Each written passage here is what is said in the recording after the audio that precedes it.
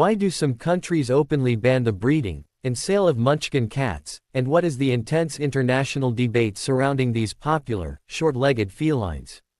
Hi, welcome back to Paw and Order. My name is Carl, and today we are looking at a deeply controversial side of the pet world that many casual animal lovers do not even know exists. While these cute, low-riding cats have captured the hearts of millions across social media platforms, their physical structure has sparked a massive legal and ethical war among animal welfare groups, governments, and international cat registries.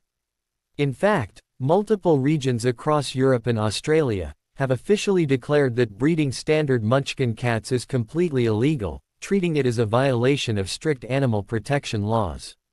Today, we will break down the exact legal steps, health arguments, and ethical reasoning behind these global bans into simple, clear concepts so you can understand both sides of this professional feline controversy.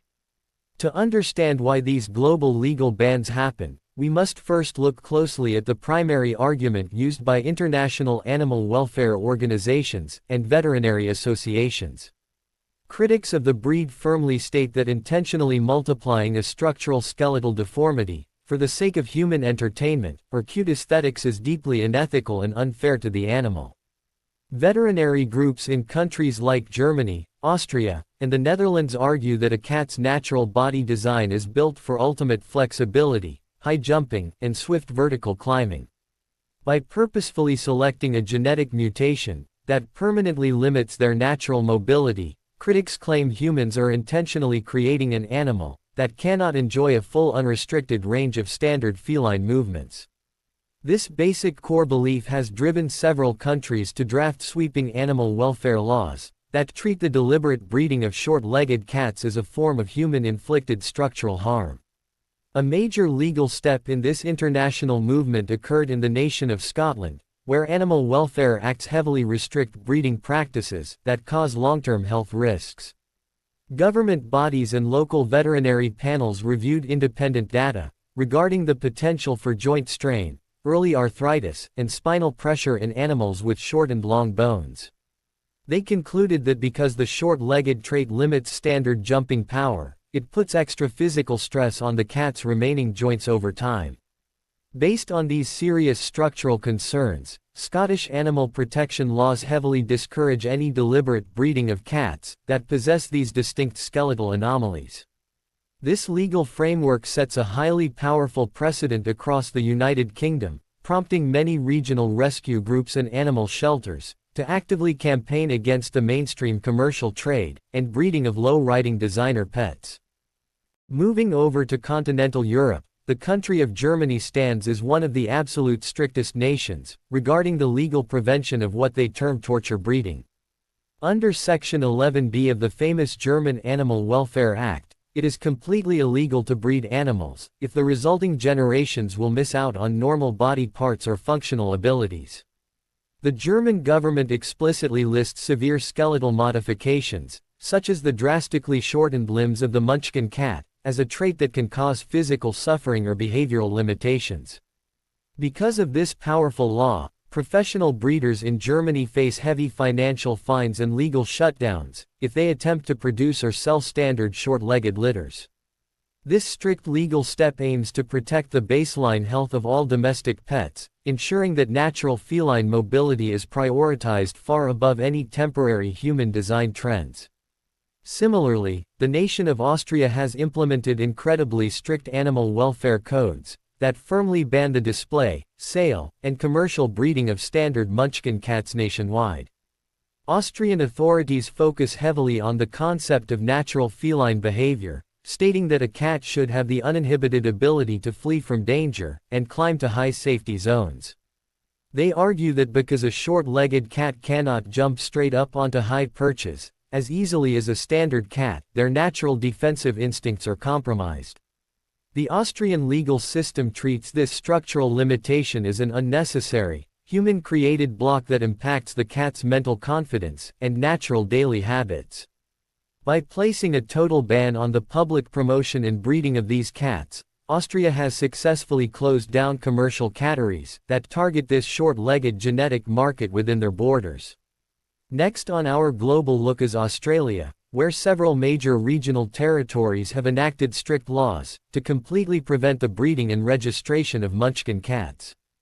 The Australian Veterinary Association has been highly vocal, stating that the deliberate breeding of cats with pseudochondroplasia is an avoidable health risk that places aesthetics over animal welfare. Local governments have followed this professional medical guidance by refusing to grant commercial breeding licenses to anyone working with short-legged feline lines. Furthermore, major domestic cat clubs across Australia have banned these cats from entering professional shows or receiving official pedigree registration papers. This unified front between local lawmakers and veterinary experts creates an incredibly hostile environment for designer cat markets, effectively halting the growth of the short-legged cat population across the entire continent.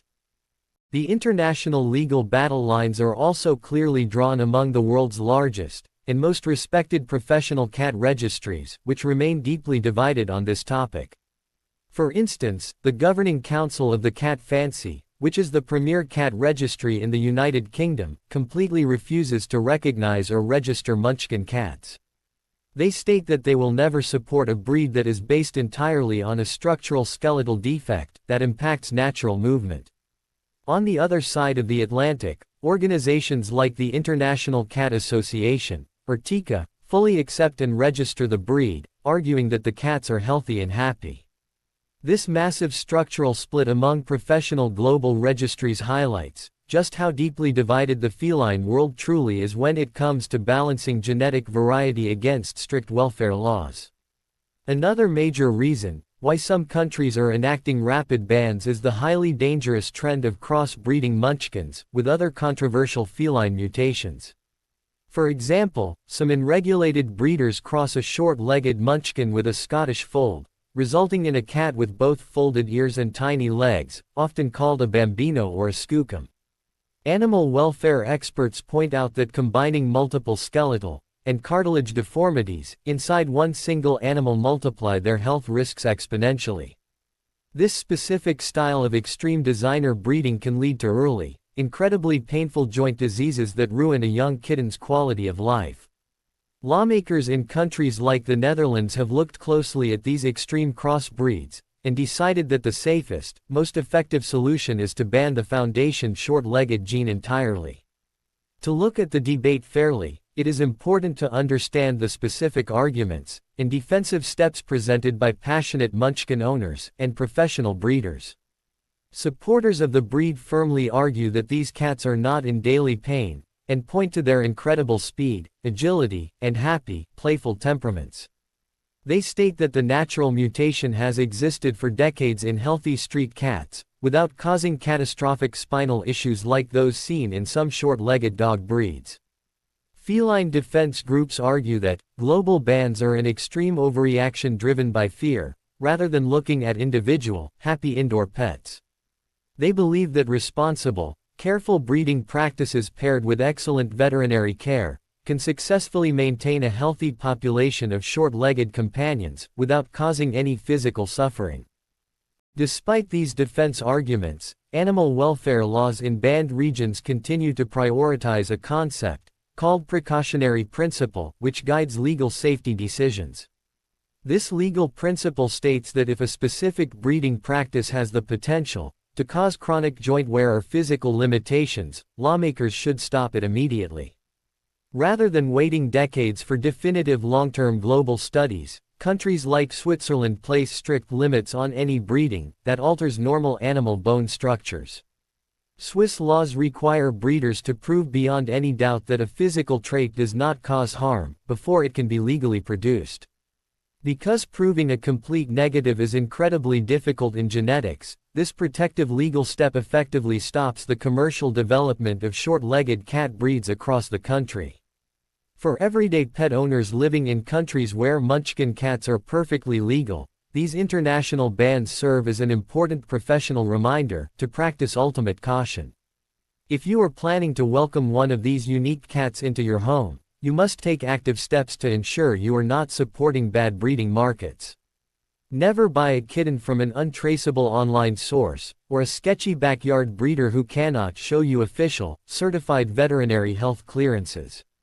A professional, ethical breeder will gladly provide detailed family histories and genetic testing records to prove their breeding cats are free from painful hidden conditions. Taking the step to verify this information protects your wallet, supports good animal care, and ensures your future pet has the absolute healthiest start in life. In addition to choosing a healthy kitten, pet parents can actively combat the negative effects of skeletal shortening by keeping their home environment exceptionally safe and comfortable. By installing low-entry litter boxes and stable pet ramps, you completely eliminate the need for your short-legged cat to make high, jarring impacts on hard floors. Preventing high vertical drops shields their compact leg joints from unnecessary wear and tear, greatly reducing the long-term risk of early-onset arthritis. This simple home setup step directly counters the main argument used by banning countries, showing that proper care can keep a unique cat mobile. Your proactive daily efforts ensure that your pet can navigate their environment safely, despite any structural differences they were born with. Furthermore, maintaining a strict daily weight management routine is the absolute most critical way to protect a short-legged cat from the joint issues cited by lawmakers. Every single extra ounce of body fat acts like a heavy weight pressing down on their shortened bones, accelerating joint degradation and causing real physical discomfort. You can easily control their weight by feeding them precise, measured meals of high-quality wet food, and completely avoiding the bad habit of free feeding. Engage your cat in plenty of low-impact horizontal play sessions using laser pointers or feather wands to keep their muscles exceptionally strong and lean. Keeping your cat in peak physical condition ensures their small limbs can carry them effortlessly, maximizing their daily happiness and long-term health. Ultimately, the global movement toward banning certain designer pet breeds highlights a massive, permanent shift in how modern society views our ethical responsibility toward domestic animals. More and more countries are moving away from celebrating purely visual quirks, and are instead passing laws that protect an animal's natural, unaltered lifestyle. This international legal conversation forces all of us to think deeply about what is truly best for our pets, rather than focusing on what looks cute. Whether you live in a region where these cats are banned or fully legal, the core message remains exactly the same. Our absolute highest priority must always be to advocate for the comfort, health, and total physical well-being of the companion animals that share our homes. Thank you so much for hanging out with me today on Paw and Order. If you found this professional breakdown of international pet laws helpful, and want to keep learning easy, practical steps for raising happy animals, please hit that like button and subscribe. We want to hear from our global community, so please drop a comment down below, sharing your own personal thoughts on these international breeding laws. Your support helps us create high-quality pet care education that protects and benefits animals all over the world every single day.